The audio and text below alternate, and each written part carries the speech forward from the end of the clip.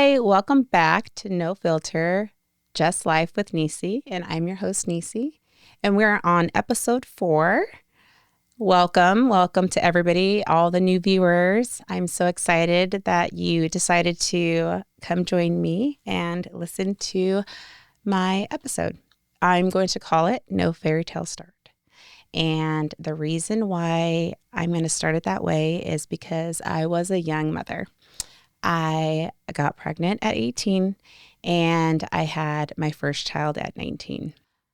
Being pregnant as a teenager was a little embarrassing. I must say, my husband or boyfriend at the time was a year behind me in high school, and he was still going to high school, and I was in the background. I wanted him to still do all his sports and be, live his senior life. And he took on amazing responsibilities and decided to work after school. And so a little guilt from that, I feel, but I know he was doing it because that's what he felt his role was, which was great. Being pregnant so young. Well, hold on. Let me go back. Finding out I was pregnant was so scary. I told the boyfriend, who is now my husband, and we instantly just cried. And he was like, I can't tell my parents. And I was like, well, you're going to have to, because I'm going to have to tell my mom. And then so many things run through your mind, right? Let's like talk about options as a young person, as a young woman, what I have, right? I've always thought, like I said, I would never think about, certain things when I become, or if I become pregnant, and not expecting to be pregnant. And yes, controversial, but don't throw stones in a glass house is what I say. You don't know what you're going to feel until you're in that situation. And let me tell you, being in that situation at 18, it crossed my mind. And I made a call and I made an appointment. Never went to the appointment, but I don't judge. It is very, very scary. I was scared. I went to my mom, didn't tell her. I don't know how she knew, but I walked in her home and she was like, hey, is everything okay? I was like, yes. And she was just like, are you pregnant? And I was like, Mom, how did you know? She was like, I knew it. And I was like, how did you know? My mom had 9 kids. I'm sure she knows like symptoms or whatever. I don't know how she knew, but she said she just knew. So she was happy for me. She was excited, and that really did help guide me through my pregnancy, her excitement, my being scared, and the husband, at the time boyfriend, like working and doing his job. And it was a hot mess express, but it was good times. It was great. I mean, it was an easy pregnancy from what I remember. It was so many years ago. And then I passed my due date, and they wouldn't induce. And I thought I was going to be pregnant forever. I went into labor at 42 weeks, and it was the worst thing ever. The first time I've ever felt a contraction was when I started labor. So I started laboring early on a Saturday morning, and gradually it got worse and worse and worse throughout the day. And I had a family party that evening. So all of my cousins and my aunties from my mom's side came in for one of my uncle's graduations. And that night, I went into the hospital and I was laboring. And when they say labor, let me tell you, I was laboring for, I remember my first contraction was at 9 a.m. on a Saturday. I did not have my daughter until 4:40 p.m. on Sunday. So a day and a half probably. And the labor was, I guess it was fine. I mean, I went in there with an open mind. It hurt, yes. But I knew I was going to get epidural because I suffer for no one. I don't judge. I'm no one's hero. So I went in there and my mom called all my aunties and my cousins, and thank goodness, because one of my cousins is a doula and she coached me through pushing. I had to push for 3 hours. Yes, 3 hours. I had to push my giant child and I wanted to give up. I wanted to give up so many times. And she was like, push. And I was like, I'm tired. And finally, 3 hours later, I have this huge 9-pound, 7-ounce, 20-inch long child who came out very pale looking. That was surprising to me.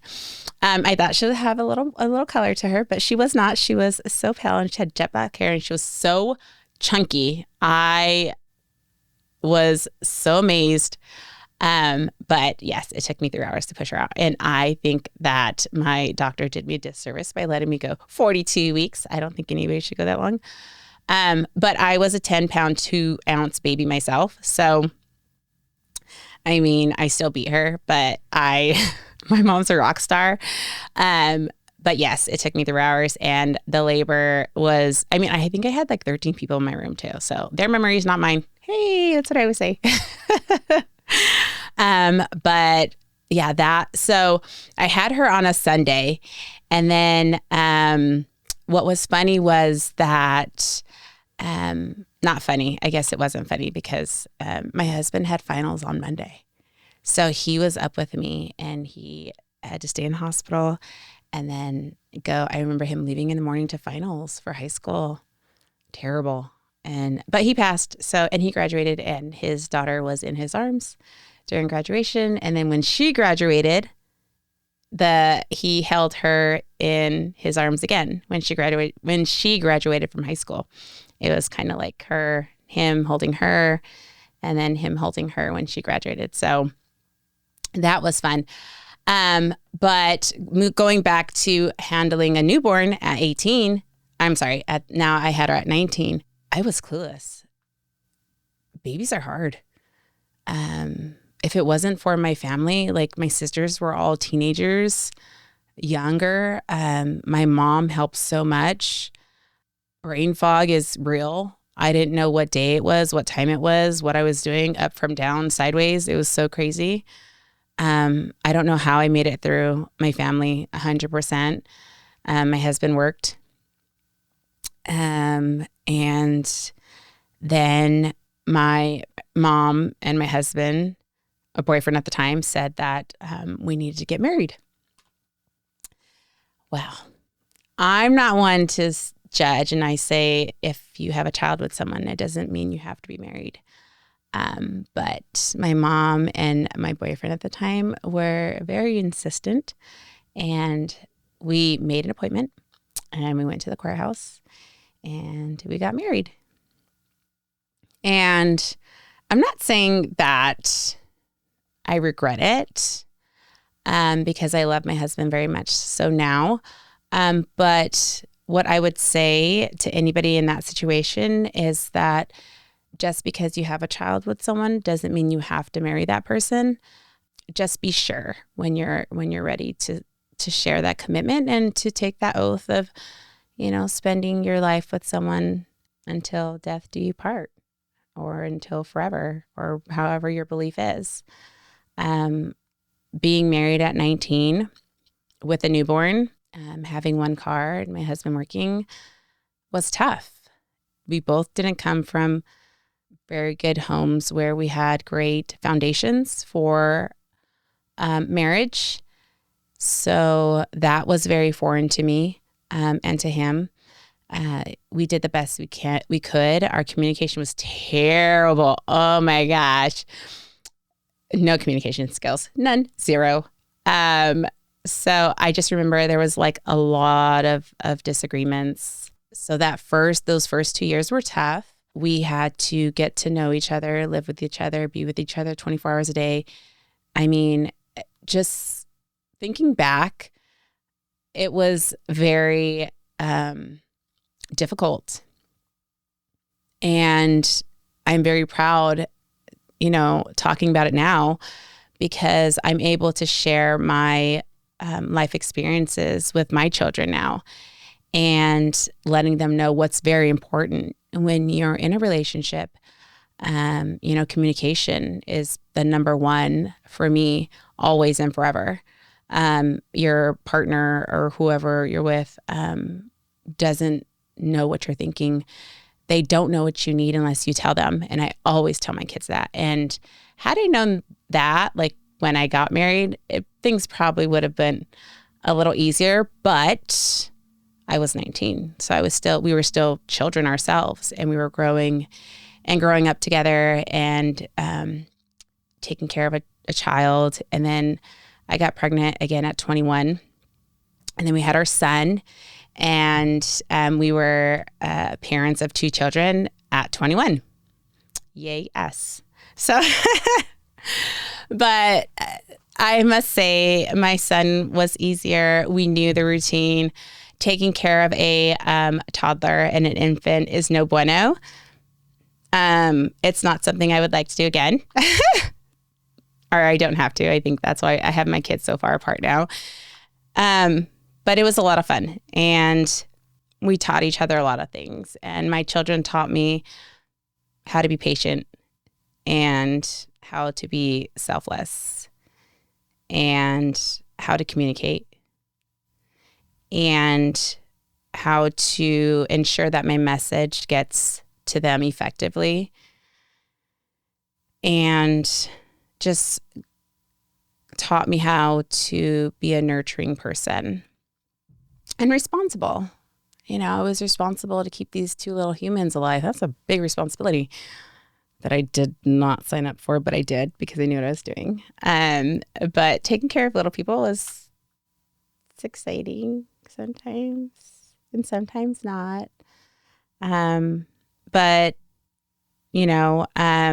going back to having a child at a young age, being married at a young age, and having our family at a very young age made us stronger. We grew together, and we grew as a family of 4, and we learned how to coexist with each other and talk to each other and build a relationship and a marriage. And oh my gosh, there were so many ups and downs. But at the end of the day, when it comes down to it, our foundation is so strong now that I wouldn't take anything back. The advice we've gotten from our family and friends and our parents was very helpful. We had outlets. We stayed in sports ourselves, like we had our own outlets. But that part of life, that season of our life from 18 to 20, I'm going to say 24, was hectic. I had to get a career. I was lucky to stay with my children for 2 years when they were young. And then I became a phlebotomist and worked at the San Diego Blood Bank. And my husband was a hull cleaner, and he was actually cleaning the bottom of boats, which was fine. And there came a point where he couldn't do that anymore. So we had to actually go, and he had to join the military. So that's a whole nother story. But going back to being a young mom and a young married couple, I encourage you all to just communicate, have communication skills, and, just entrust in each other and have lots of those conversations. Conversations are important. Your partner should be your best friend. And yeah, I say communication was the best for us. And that was something that was learned. It was not taught. So, but that's my fun, wacky, no fairy tale start to my life and my marriage and being a mom. So I can't wait for you guys all to hear my next episode. Thank you so much for spending the time with me. And I hope to see you guys on my next episode. Bye.